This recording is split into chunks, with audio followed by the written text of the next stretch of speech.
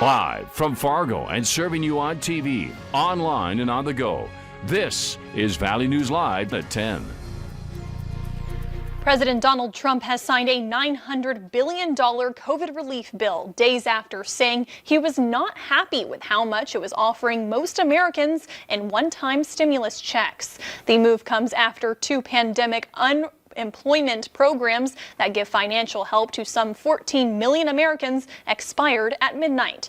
CBS's Nancy Chen reports.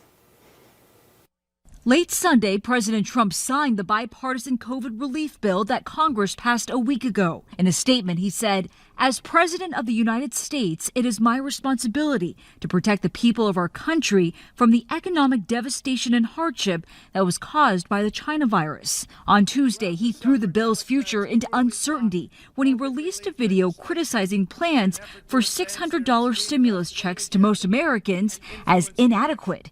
Instead, he demanded $2,000 payouts.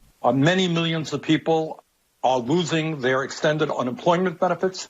They're going to be evicted from their apartments because the eviction moratorium is ending. Democrats on Capitol Hill backed the idea but were blocked by Republicans. Why would we be sending $2,000 to people with a six-figure income who've had no suspension, no reduction of their income at all? It should be targeted to people who've actually lost their job. Small businesses that are actually in danger of going under. Over the weekend, the legislation's outlook seemed murky. In a tweet Saturday, the president called the $600 payout in the current bill measly. After golfing with President Trump on Friday, Republican Senator Lindsey Graham tweeted that the president is more determined than ever to increase those payments. Nancy Chen, CBS News.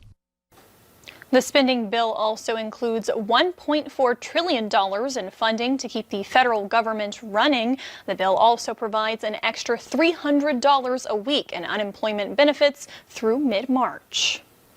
Doctors say the COVID vaccine is helpful in fending off the virus. However, they say no one is quite certain on exactly how long protection will last. Experts say the expectation for the vaccine is it should be effective and last longer than a natural infection. But as of now, they're only hopeful, not certain.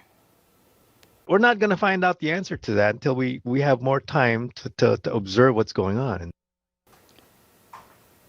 They say it's possible the vaccine won't last forever. There's a chance it'll only last a few months to a few years. They say this means we may have to get revaccinated. The snow has come and gone, but left behind some slick and icy conditions for those heading home after the holiday. Plus, more wintry weather is on the way for some. Valley News Team's Courtney Lockie shows us how you can stay up to date on conditions to get where you're going safely. For Morgan Wilburn and her boyfriend, the drive back home to Mandan after the holiday hasn't been an easy one. We got here about 4 hours and it usually takes us 3, so that's nice. The same goes for others making the trek Sunday. Yeah, it was spotty off and on. It wasn't too bad, but there were spots that was pretty dicey, I guess. As we head into January and February, there will be more snowstorms impacting your travel. Staying on top of the latest weather conditions is a must. One of my favorite features of the app is the satellite and radar feature.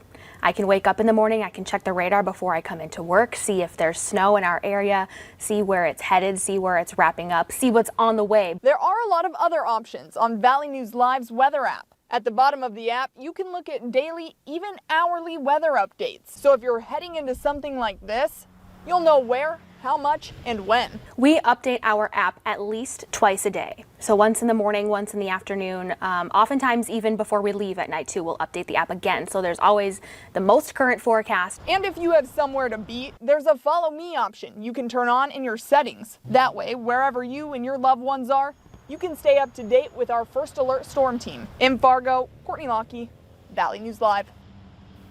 You can search for the VNL Weather app in the App Store and download it for free.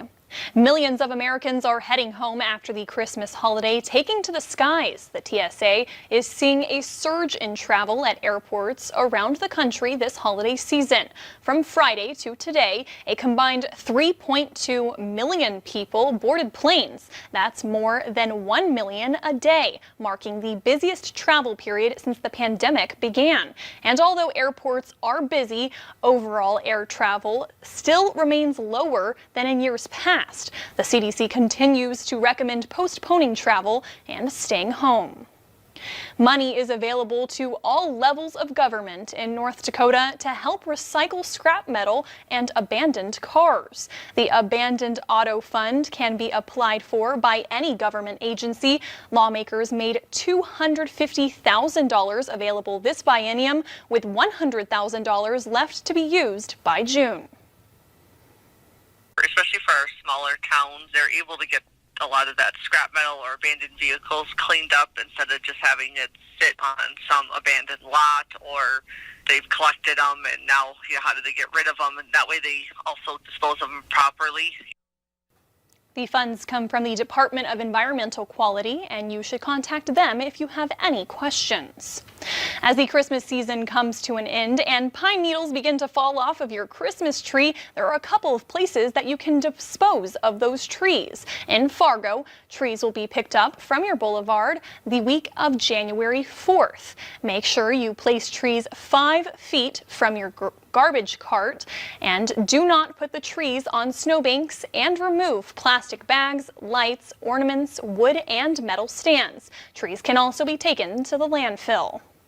A big thank you to everyone who has joined us in helping the Great Plains Food Bank. So far, our virtual food drive has raised just over $24,000. That's 60% of our goal. We are still collecting until New Year's Eve. If you're willing to help, there are a number of items you can purchase and donate right from your phone.